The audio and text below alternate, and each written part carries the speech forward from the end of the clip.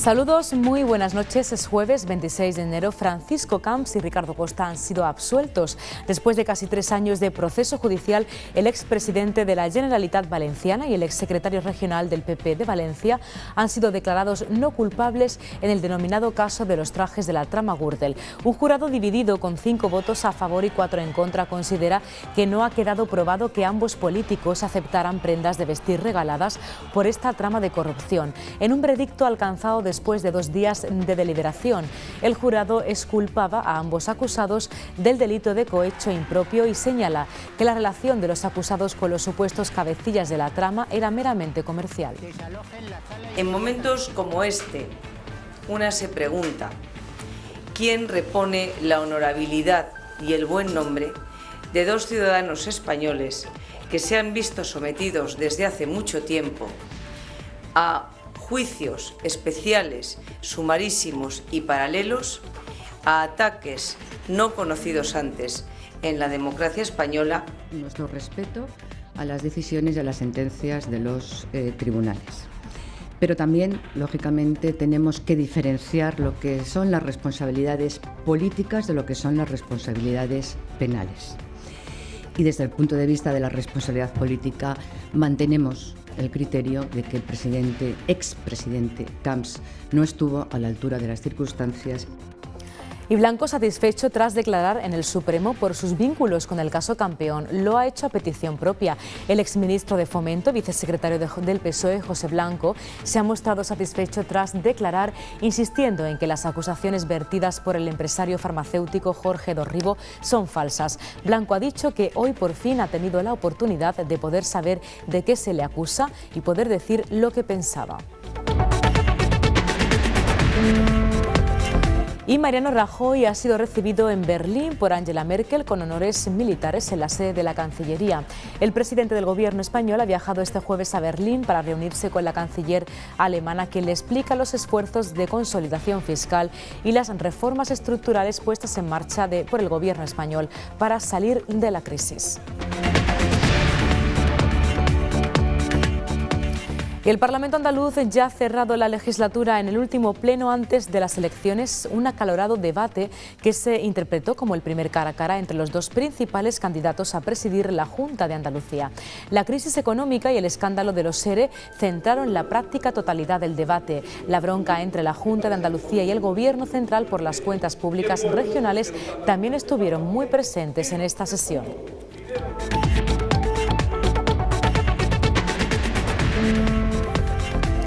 Y un día antes de conocer oficialmente los datos de la encuesta de población activa, el ministro de Hacienda, Cristóbal Montoro, se ha adelantado asegurando que España cierra 2011 con 5,4 millones de parados.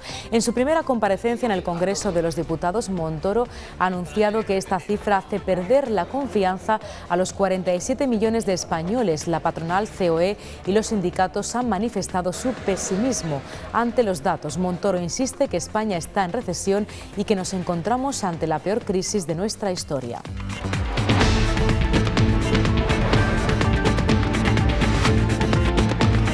Y mientras que en España un 52,5% de los jóvenes de entre 16 y 34 años viven con sus padres, en Europa esta cifra se reduce al 44%. En Andalucía, el stock de viviendas ascendía a finales de 2011 a más de 137.000 unidades, cifra que representa el 17% del total a nivel nacional. El problema es que de los 5,7 millones de jóvenes que viven con sus padres, solo 2 millones trabajan e ingresan un solo salario.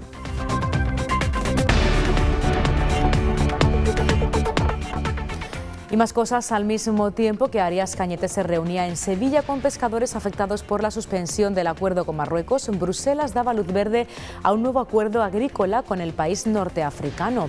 Otro mazazo más de Bruselas a los agricultores españoles, que se suma al sufrido por los pescadores. Arias Cañete y las cofradías de pescadores y armadores han acordado ayudas por valor de 9,2 millones de euros para los afectados por la cancelación del acuerdo pesquero.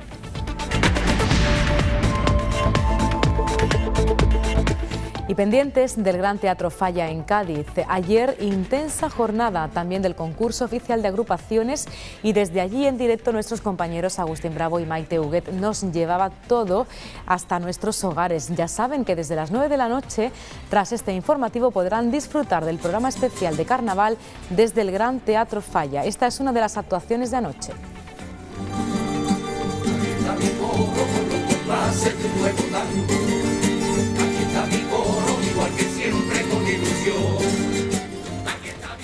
Y además de estos asuntos, el día nos deja otras noticias como estas.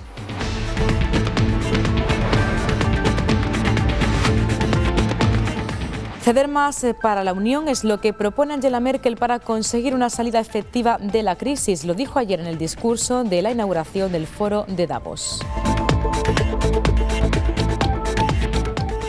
Durante 15 horas la Policía Nacional ha estado registrando el domicilio madrileño de José María Ruiz Mateos. Los agentes han buscado rastros de los millones de euros desaparecidos de Nueva Rumasa. Goya se adelantó a los grandes reporteros gráficos, así quedó reflejado en los 80 grabados de la colección Los desastres de la guerra, que se pueden disfrutar en una muestra que acoge el Museo de Cádiz.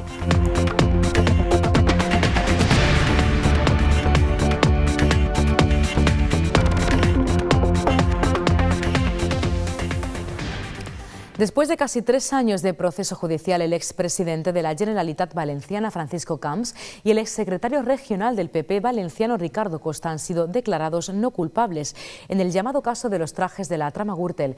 Un jurado dividido, con 5 votos a favor y 4 en contra, considera que no ha quedado probado que ambos políticos aceptaran prendas de vestir regaladas por esta trama de corrupción. Máxima expectación hoy en Valencia ante la sede del Tribunal Superior de Justicia. Después de 2 días de deliberación, el jurado popular del denominado Juicio de los Trajes va a comunicar su veredicto. Encontramos al acusado don Francisco Camps Ortiz no culpable del hecho delictivo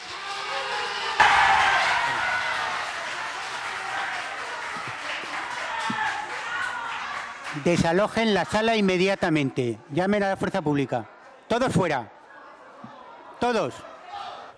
El jurado, cuya decisión se ha aprobado por 5 votos a favor y 4 en contra, ha estimado que la relación de Francisco Camps y Ricardo Costa con los cabecillas de la trama Gürtel era meramente comercial y que no recibieron regalo alguno en relación a su cargo. Tras quedar absueltos, tanto Costa como Camps han abandonado la sede del tribunal, momento en el que se han vivido escenas de cierta tensión.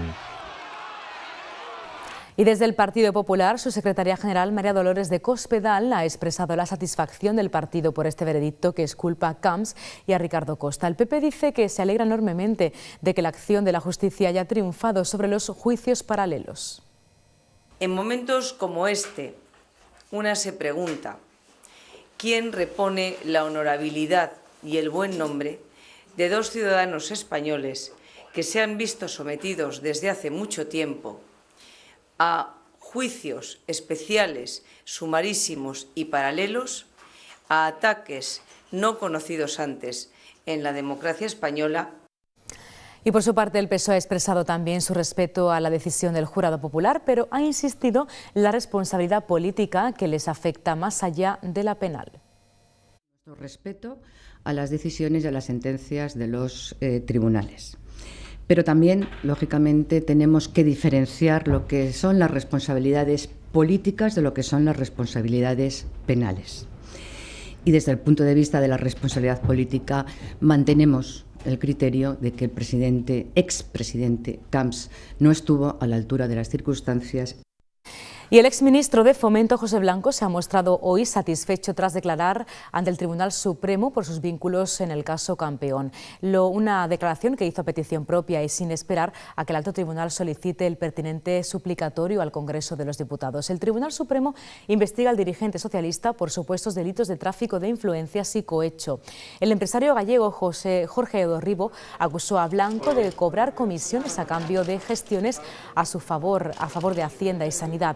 Blanco solicitó declarar voluntariamente en un escrito presentado ante el Tribunal Supremo el 5 de enero. Pedía poder conocer la demanda, querella o actuación judicial de la que resulta la imputación. Blanco ha dicho que hoy por fin ha tenido la oportunidad de poder saber de qué se le acusa. José Blanco se ha mostrado satisfecho después de estar 2 horas declarando en el Tribunal Supremo. Hoy por fin tuve la oportunidad de poder saber de qué se me acusaba y poder decir lo que pensaba de esas acusaciones, de esas falsas acusaciones. Por lo tanto, estoy satisfecho de la celeridad que se ha dado el Tribunal Supremo para llamarme a declarar. Estoy satisfecho de la declaración, pero como está bajo secreto el sumario, pues no puedo decir nada más porque faltaría al secreto del sumario. El exministro de Fomento ha acudido a declarar como imputado por la Operación Campeón, que investiga una causa de supuestos delitos de cohecho y tráfico de influencias. Blanco ha declarado voluntariamente y pidió asistir después de que el Supremo se declarara competente para este caso, tras recibir las exposiciones de la juez de Lugo, Estela San José. Esta juez recogió las declaraciones del empresario Jorge Dorribo, en las que dijo que pagó 200.000 euros a Blanco, a través de un familiar, para que agilizara la tramitación de expedientes de su compañía. El exministro ha reconocido que se produjo un encuentro, pero asegura que jamás recibió ningún dinero. Y más cosas, a la 1 de la madrugada la policía abandonaba la casa de la familia Ruiz Mateos. En el registro los agentes buscaban rastros de los 300 millones de euros desaparecidos de Nueva Rumasa. Los hijos del empresario salían del domicilio 1 hora después de la intervención policial. La inspección fue ordenada por la Audiencia Nacional, que investiga la presunta estafa de pagarés a los inversores de Nueva Rumasa. 15 horas duró el registro en la casa de la familia Ruiz Mateos. Hasta la 1 de la madrugada, la Policía Nacional estuvo en la finca de Pozuelo, en Madrid. Los agentes se llevaron varias cajas y bolsas con documentación. El registro fue ordenado por el juez de la Audiencia Nacional, Pablo Ruz, que investiga la querella presentada por 300 inversores de Nueva Rumasa por estafa e insolvencia punible. Más de 4.000 inversores confiaron a Nueva Rumasa más de 300 millones de euros a través de pagarés para los que ofrecían remuneraciones de entre el 8 y el 12%. A día de hoy no se ha pagado el 75% de lo captado. Durante el registro, José María Ruiz Mateos y su hijo Zoilo estuvieron en el interior de la vivienda. 2 de los hijos quisieron entrar pasada la medianoche, pero la policía lo impidió porque coincidió con el momento de retirar la documentación. También se registró otro chalet de la familia en la misma urbanización, que lo utilizan como oficina. Y visto para sentencia el juicio al expresidente balear Jaume Matas, cuya defensa alega ausencia de pruebas. Así lo ha alegado su abogado defensor Antonio Alberca. Asegura el letrado que hay ausencia de pruebas contra el acusado y asegura también que lo que tiene la Fiscalía son sospechas, prejuicios y recelos. El juicio contra el expresidente balear Jaume Matas ha quedado visto para sentencia. En la última sesión, el abogado defensor de Matas, Antonio Alberca, ha alegado la ausencia total de pruebas contra él y ha asegurado que todo lo que tiene la Fiscalía son prejuicios y recelos. Por su parte, Jaume Matas no ha querido hacer uso del derecho a decir la última palabra, pero sí lo han hecho los otros 4 acusados. En su informe de defensa, Antonio Alberca ha asegurado que no hay ninguna persona que haya señalado directamente a Matas como el que ordenó la contratación supuestamente irregular del periodista que le escribía los discursos, Antonio Alemany. Por ello, ha explicado que no queda más remedio que pedir la libre absolución de su defendido. Matas se enfrenta a una petición fiscal de 8 años y medio de cárcel, acusado de 5 delitos de corrupción por beneficiar con dinero público al periodista durante la legislatura 2003-2007.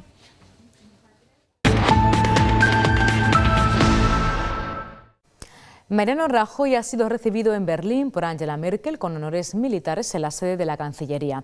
El presidente del Gobierno ha viajado este jueves a Berlín para reunirse con la canciller alemana, a quien explica los esfuerzos de consolidación fiscal y las reformas estructurales puestas en marcha por el Gobierno para estimular cuanto antes el crecimiento económico y la creación de empleo. Se trata de la primera entrevista formal que ambos mantienen desde la investidura de Rajoy, ya que se vieron en Marsella a primeros de diciembre. También preparan celebran la cumbre europea del próximo día 30 en Bruselas, en la que los líderes de la Unión Europea discutirán flexibilizar los objetivos de reducción del déficit para España y otros países con problemas.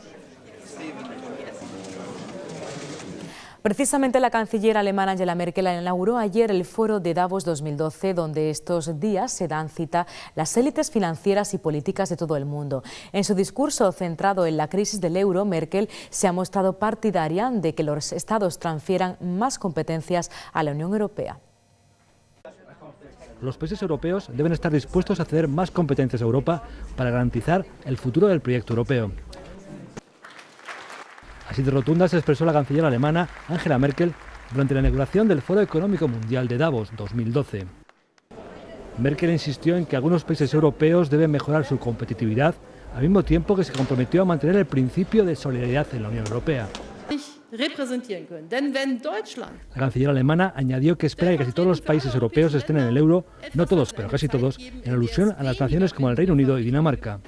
Preguntada sobre su idea de cómo será el futuro de Europa, la canciller alemana dijo que le gustaría decir a un joven europeo que dentro de 20 años habrá vivido en diferentes países de Europa y tendrá derecho a una jubilación. Un futuro en donde, tal y como vaticinó Merkel, la Comisión Europea funcione al fin como un auténtico gobierno central.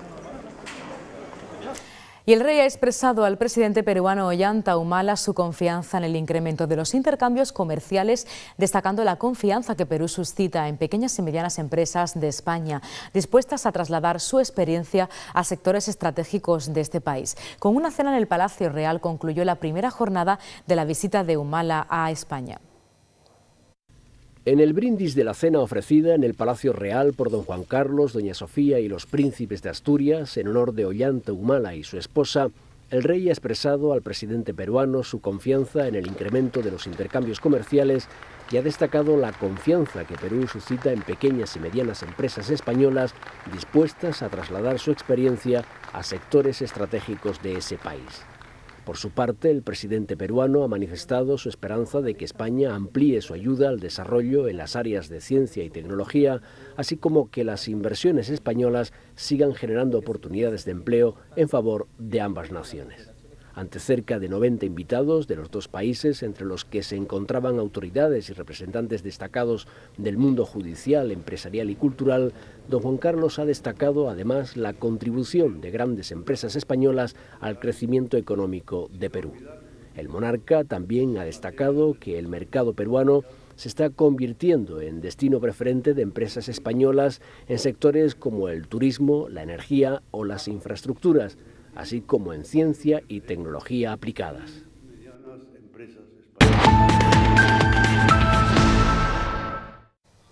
Miramos a Andalucía porque el Parlamento ya ha cerrado la legislatura en el último pleno antes de las elecciones. Un acalorado debate que se interpretó como el primer cara a cara entre los dos principales candidatos a presidir la Junta de Andalucía. El pleno extraordinario se celebró ayer para hacer balance de los últimos 4 años de gobierno socialista, la crisis económica y el escándalo de los expedientes de regulación de empleo que centraron la práctica totalidad de este debate. El presidente de la Junta, José Antonio Griñán, admite su fracaso en cuanto a desempleo. Lo hizo durante el último pleno en el Parlamento de la legislatura y afirmó que su gobierno no ha podido ganar la batalla contra el desempleo, y eso a pesar del amplio listado de medidas impulsadas y de los numerosos recursos económicos que se han utilizado para paliar la crisis. Un debate con el que se pone fin a la legislatura en el Parlamento con una intervención en la que primaron las cuestiones económicas y en las que, además de negar que Andalucía se encuentre inmersa en una suspensión de pagos de facturas, acusó al Gobierno central de desleal por poner en duda la solvencia de la comunidad autónoma.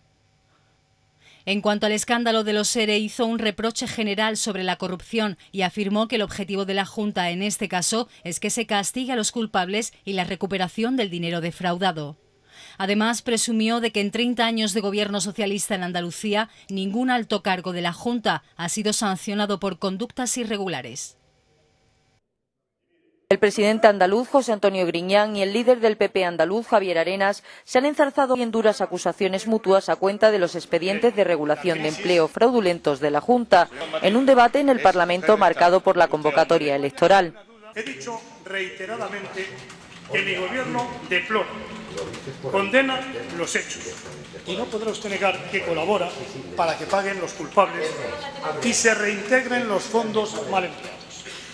Hemos denunciado, hemos impulsado, hemos investigado y hemos acusado. Y lo hacemos, señor Arenas, para llegar a la verdad. Ustedes, sin embargo, persiguen un fin político.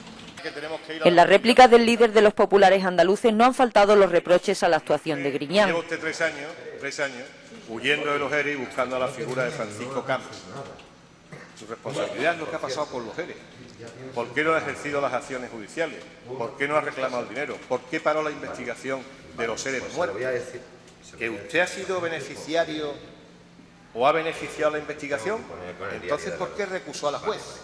Con este debate se pone fin a una legislatura que no ha dejado de ser apasionante para el presidente de la Junta, que el próximo lunes firmará el decreto de convocatoria de elecciones para el 25 de marzo, con lo que se procederá a la disolución de la Cámara Autonómica. Y el Partido Popular Andaluz ha desmentido la cifra de la deuda ofrecida por la Junta de Andalucía. Para el coordinador de Política Económica, Rafael Carmona, son 3.000 millones de euros más de lo que se manifestó ayer en el Parlamento andaluz. Carmona además considera que el PSOE nunca quiso personarse en el caso Mercasevilla. Desde las filas populares aseguran que la deuda real de la Administración autonómica ronda los 25.000 millones de euros. Para Rafael Carmona, coordinador de Política Económica del PP andaluz, el presidente de la Junta, José Antonio Griñán, oculta el montante de la deuda.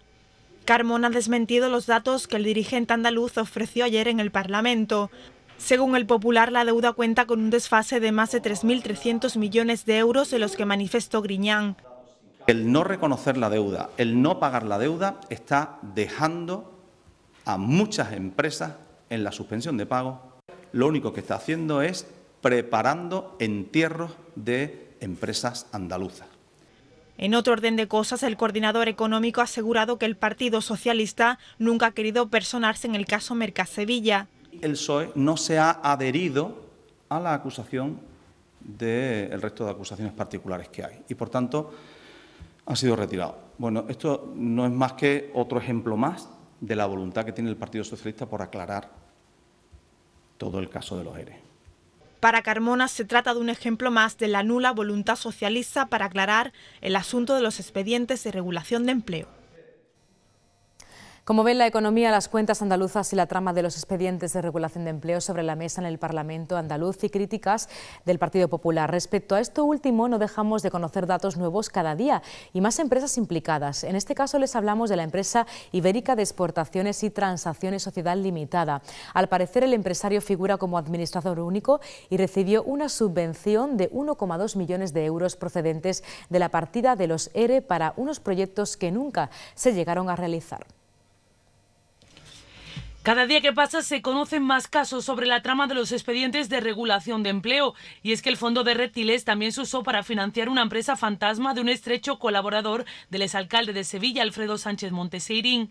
La empresa Ibérica Exportaciones y Transacciones Sociedad Limitada, donde el empresario figura como un administrador único, recibe una subvención de 1.200.000 euros procedente de la partida de los ERES para montar plantas energéticas de biomasa y explotar yacimientos mineros. Prueba de ello es que desde su creación en 2001 y tras recibir dicho montante no se ha depositado sus cuentas anuales en el registro mercantil. La concesión de esta cantidad a Ibérica Exportaciones nació de un convenio oficial suscrito en febrero de 2004 entre Guerrero, uno de los principales imputados en la trama de los ERES, y el exdirector general del IFA, Francisco Mencía Morales. En el convenio al que ha tenido acceso ABC se alude que la sociedad, fundada en 2001, ha presentado proyectos de viabilidad e inversiones para los próximos 5 años, solicitando esa ayuda ante la Dirección General de Trabajo. Y más cosas que ponen en duda la gestión de la Junta de Andalucía, porque la Administración autonómica destina 15 millones de euros a un instituto de investigación que ya no existe, un centro que lleva parado más de un mes. La Junta de Andalucía destina 15 millones de euros a un instituto de investigación que ya no existe. El centro, que carece de personal, fue suprimido en el año 2011 por una reorganización llevada a cabo por la Administración. El último Consejo de Gobierno aprobó esta partida para el Centro de Innovación para el Bienestar Ciudadano, un centro que lleva parado más de un año. A pesar de esta situación, la Junta ha afirmado que el centro estará finalizado en la segunda mitad del año 2012. Fuentes del Parque Tecnológico consultadas por el diario El Mundo explicaron que el único objetivo de esta millonaria subvención debe ser acabar con el edificio de la Fundación. A pesar de que la Junta afirma que el edificio estará terminado este año, en la web de DTEA se anuncia que si alguien quiere alquilar oficinas o aparcamientos en esta sede, que contacte con la propia promotora.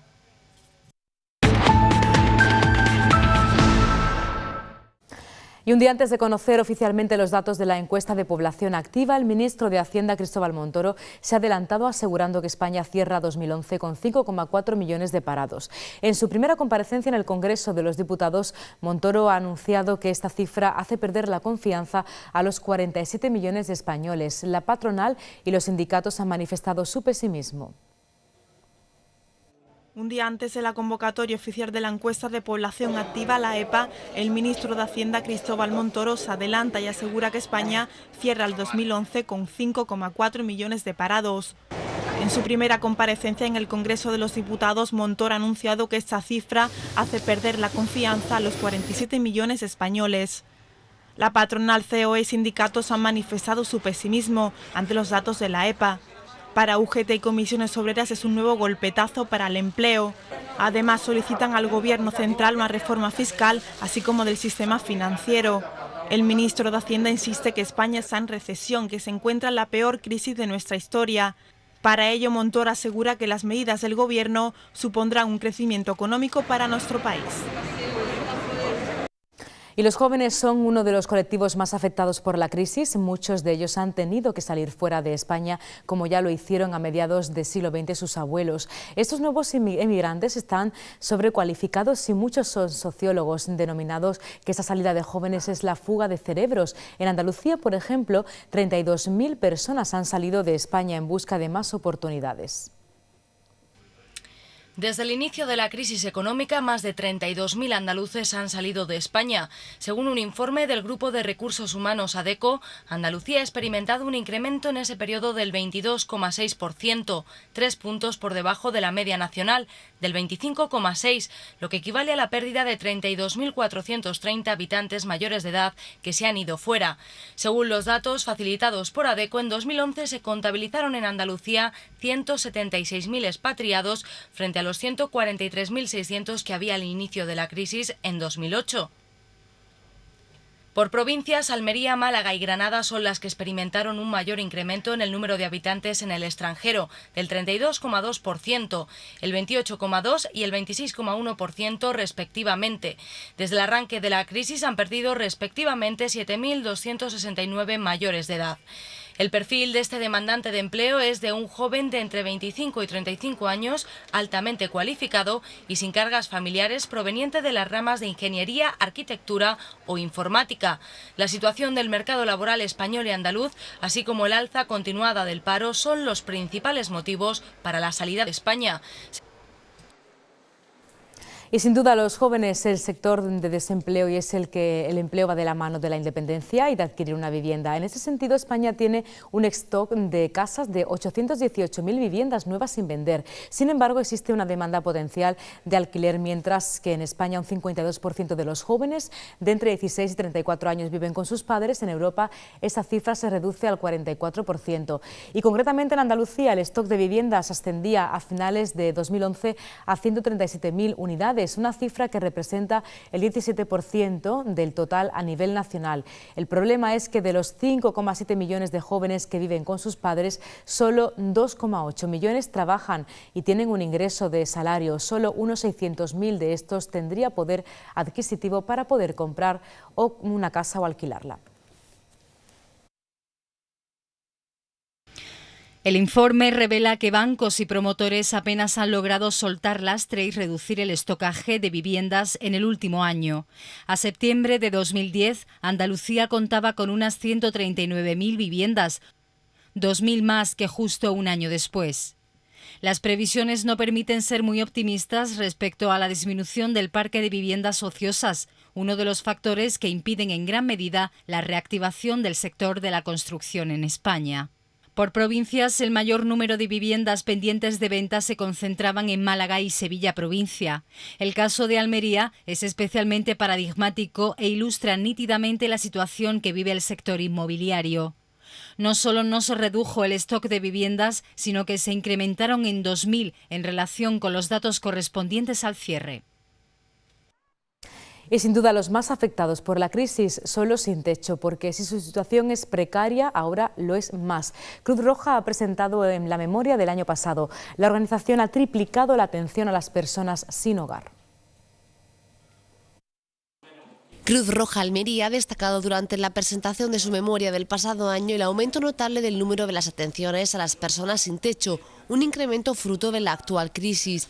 Y es que durante 2011 esta organización ha triplicado su atención en las unidades de personas que viven en la calle. A la UMED de sin techo hayamos triplicado prácticamente la cifra. Hemos pasado de atender a 600 personas, 598 en 2010, a 1.711 personas en 2011, lo que son las UMED aquí, en el UMED de sin techo. Y en asentamientos de 5.000 a 7.800, es decir, digamos que en donde más se nota la rudeza de la crisis, más personas estamos atendiendo. En este sentido, desde Cruz Roja se ha querido resaltar la importante labor del voluntariado con este colectivo. Bueno, hay un programa que ha aumentado muy significativamente, que es el de Alimentos para la Solidaridad, que ha pasado de 10.581 usuarios a 24.000, es decir, un aumento por encima del 120% prácticamente.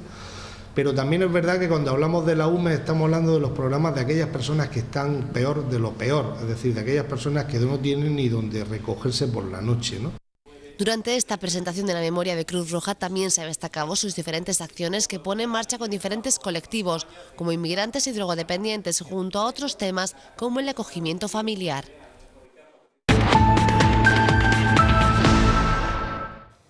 El ministro de Agricultura, Alimentación y Medio Ambiente, Miguel Arias Cañete, ha anunciado que el Gobierno español va a aprobar un marco de ayudas para los pescadores y armadores afectados por la suspensión de la prórroga del acuerdo de pesca con Marruecos.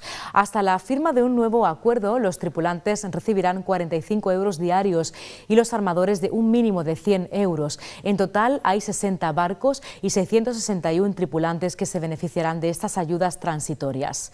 Arias Cañete, consciente de la difícil situación en la que quedaba la flota pesquera, se ha volcado desde el inicio de su mandato en agilizar una solución satisfactoria para el sector con un doble objetivo.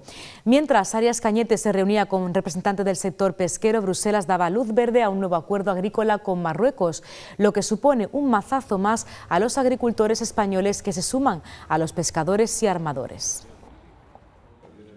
Al mismo tiempo que Arias Cañete se reunía en Sevilla con pescadores afectados por la suspensión del acuerdo con Marruecos, Bruselas daba luz verde a un nuevo acuerdo agrícola con el país norteafricano, muy criticado por los agricultores españoles, en especial de Canarias, Andalucía y Murcia. La ratificación de la Eurocámara era el último requisito para que entrara en vigor la liberalización progresiva de casi todos los productos agroalimentarios.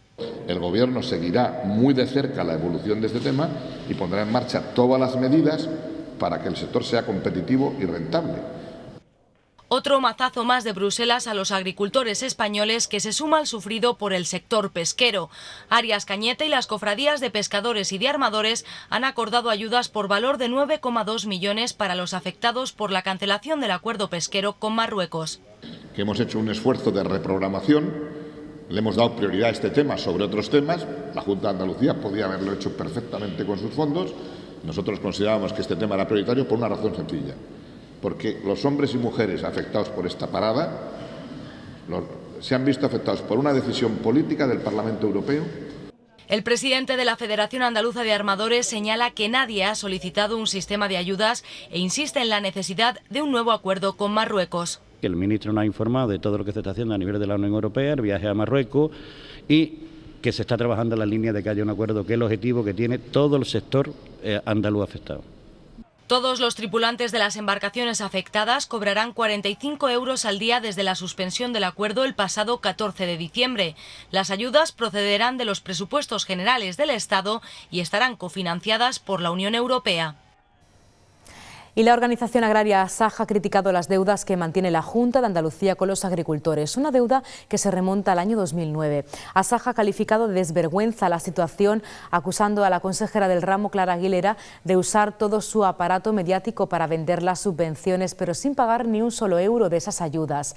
Asaja critica a la consejera de Agricultura de publicar por cuarto año consecutivo la orden de reconversión de cítricos cuando aún adeuda el pago de las ayudas de los 3 años anteriores. Mientras tanto, según Asaja, cientos de agricultores se han realizado ya cuantiosas inversiones para modernizar su explotación citrícola, empujados por la promesa de un incentivo que no termina de llegar. El plan pretendía convertir 18.000 hectáreas de cítricos en toda España con una ayuda media del 40% de la inversión, cofinanciada por el Ministerio de Agricultura y las comunidades autónomas al 50%.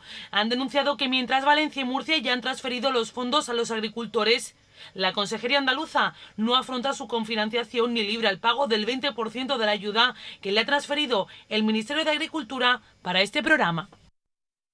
Y el astillero de Cádiz está de enhorabuena, al menos para un tiempo, ya que emprenderá en unos meses la transformación de un buque de la compañía Royal Caribbean, un plan de reestructuración de grandes buques que comenzó el pasado mes de noviembre. Estas operaciones forman parte de una nueva línea de negocios que Navantia inició para impulsar el astillero de Cádiz. El astillero de Cádiz emprenderá en unos meses la transformación integral del buque Grandeur of the Seas. Según fuentes de la compañía Royal Caribbean, a la que pertenece el crucero, la entrada de la nave turística a las instalaciones de Navantia en la capital está prevista para el próximo 3 de mayo.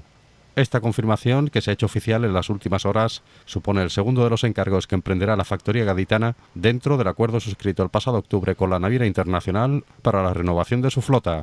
Un plan que comenzó a ejecutarse en noviembre con el proyecto inicial de reparación y reforma del Splendor of the Seas, una intervención que incluyó principalmente tareas de chorro y pintura, tuberías y acero, además de la realización de mejoras en los sistemas de propulsión, timones, hélices de proa, anclas y cadenas. El proyecto ahora anunciado para el buque Grandeur es muy similar a este anterior, por lo que se prevé que los trabajos se prolonguen unas 4 semanas y den empleo a unos 350 trabajadores de Navantia y sus empresas auxiliares. Estas operaciones forman parte de la nueva línea de negocios que Navantia ha iniciado para impulsar su astillero de Cádiz y convertirlo en un punto de referencia internacional para la reparación y transformación de cruceros. Una estrategia empresarial que confía haber consolidado en los próximos 2 años.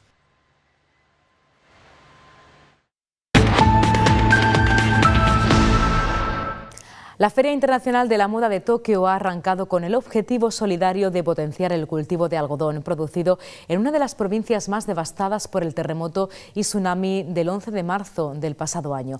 El tsunami arrasó los cultivos de arroz, lo que impulsó la plantación de algodón más sencillo de cultivar.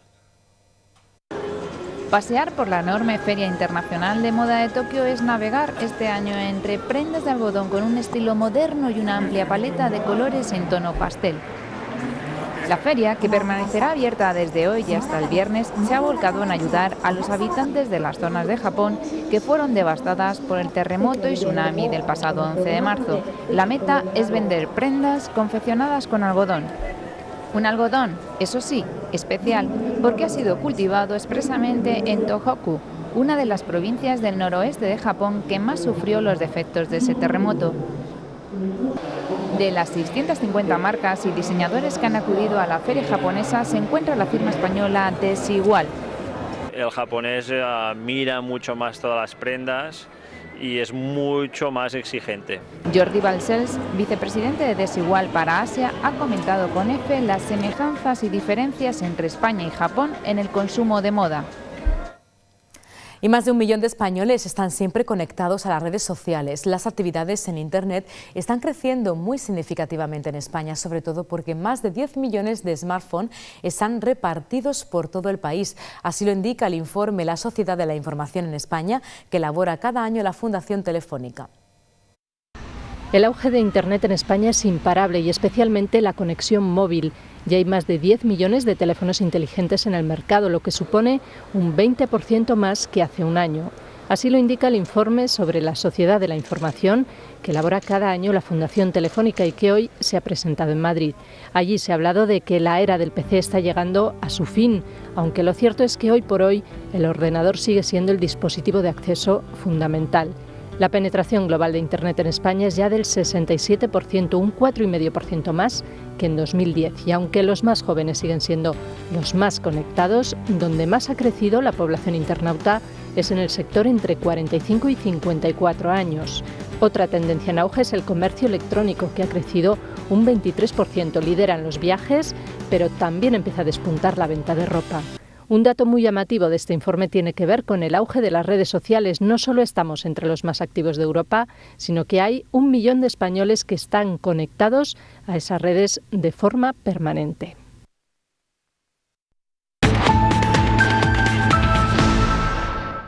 Hablamos un día más de Cádiz 2012 y es que este año se celebra el importante hecho del nacimiento hace 200 años de la primera Carta Magna, un acontecimiento que también se verá afectado por la crisis económica, aunque se ponen todos los esfuerzos desde las administraciones para que se cumplan los objetivos.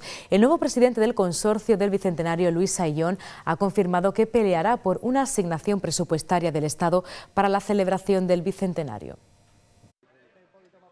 La situación económica del país va a ser decisiva en el desarrollo del Bicentenario. El presidente del consorcio para esta conmemoración, José Luis Ayllón, anunció ayer que la programación que no esté cerrada se va a replantear. También confirmó que se iba a pelear por una asignación presupuestaria del Estado para esta celebración. En que la elaboración de los presupuestos generales del 2012, que como saben están prorrogados en un primer momento, pero que se tienen que elaborar en este primer trimestre, pues tenemos que hablar sobre cuál va a ser la aportación del Estado y yo voy a defender que esa aportación pues sea lo mejor posible. Estas afirmaciones las realizaba tras la Junta Ejecutiva, que oficialmente nombró a Pedro Flores como nuevo gerente del consorcio. El nuevo gestor tendrá que trabajar en multitud de tareas, entre ellas la de solicitar al Ministerio de Medio Ambiente cuándo se podrá disponer del Castillo de San Sebastián, ya que aún se considera un espacio fundamental en este año. Pedro Flores agradeció el nombramiento y, al igual que el presidente del consorcio, y confirmó su empeño en hacer posible las actividades del 2012. José Luis Ayllón también expuso que se está estudiando la posibilidad que la celebración del Bicentenario salga fuera de las fronteras gaditanas. Así, se ha reunido ya con delegados de gobierno de otras comunidades que están dispuestos a participar en esta efemérides, además de representantes ministeriales. Y por otro lado, los diversos países iberoamericanos siguen confirmando su apoyo y colaboración con el Bicentenario. Es el caso de Colombia. Por ejemplo, su embajador en el país ha mantenido un encuentro con la alcaldesa Teófila Martínez para ir detallando las actividades de cara a la importante conmemoración. La más destacada, una gran exposición. Colombia confirma su compromiso con el Bicentenario. El embajador del país en España, Orlando Sardi de Lima, concretó con la alcaldesa de Cádiz, Teófila Martínez, algunas de las actividades a celebrar en este año en la capital, entre ellas la exposición Cuerpos Amerindios del Museo de Oro de Colombia. La exposición explora la riqueza cultural, social y simbólica de las intervenciones corporales entre las sociedades prehispánicas y los indígenas colombianos de la actualidad. Junto a esta muestra, durante el 2012 también se podrán ver en la capital otras exposiciones del mismo nivel de diferentes procedencias iberoamericanas. Países como México, Uruguay, Chile, Costa Rica, Argentina, Perú, Ecuador o República Dominicana, entre otros, también tendrán un protagonismo especial gracias a los convenios e intercambios culturales, turísticos y empresariales que se han realizado en los últimos años desde el consistorio. Y Francisco de Goya se adelantó a los grandes reporteros gráficos, así quedó reflejado en los 80 grabados de la colección Los desastres de la guerra.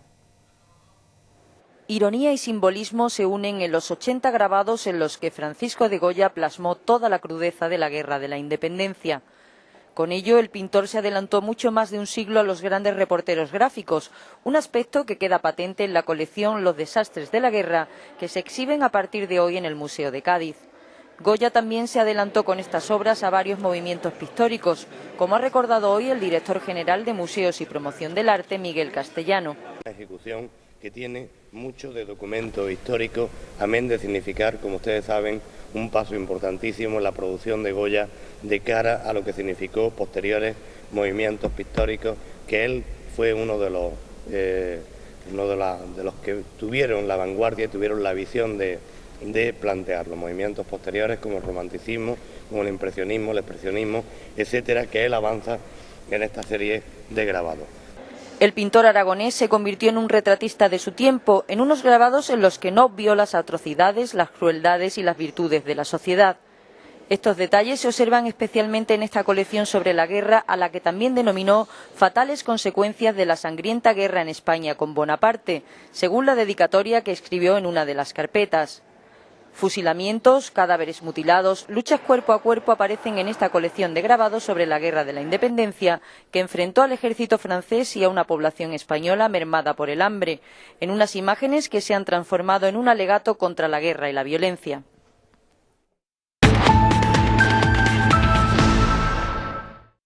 Y vamos a conocer ahora la previsión del tiempo.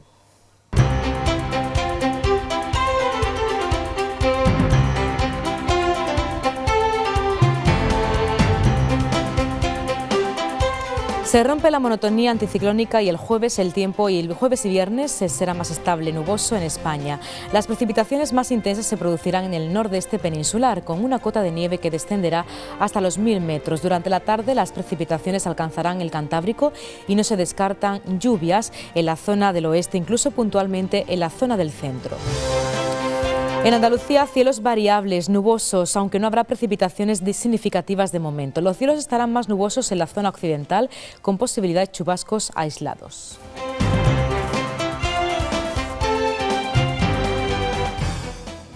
Y como les contábamos al comienzo de nuestro informativo, muy pendientes estamos del Gran Teatro Falla en Cádiz. Ayer, otra intensa jornada del concurso oficial de agrupaciones, y desde allí en directo nuestros compañeros Agustín Bravo y Maite Huguet nos lo cuentan. Ya saben que desde las 9 de la noche, tras este informativo, podrán disfrutar de este programa especial.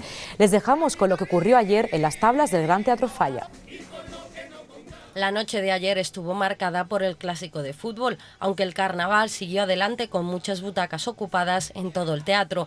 Las coplas de la Chirigota de Bocuñano, el coro de la Salle Viña o el cuarteto del Morera fueron algunas de las favoritas en una noche de concurso bastante tranquila. Les dejamos con Su Majestad el Tango.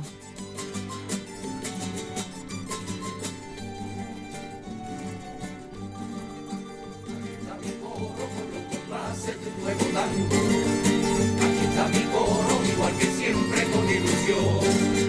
Aquí está mi coro, que son 25 años. Con carnaval nos marchamos y con carnaval les dejamos. A partir de ahora a las 9 de la noche, más carnaval desde Gran Teatro Falla. Que lo pasen bien, muy buenas noches. El que en su batea se pone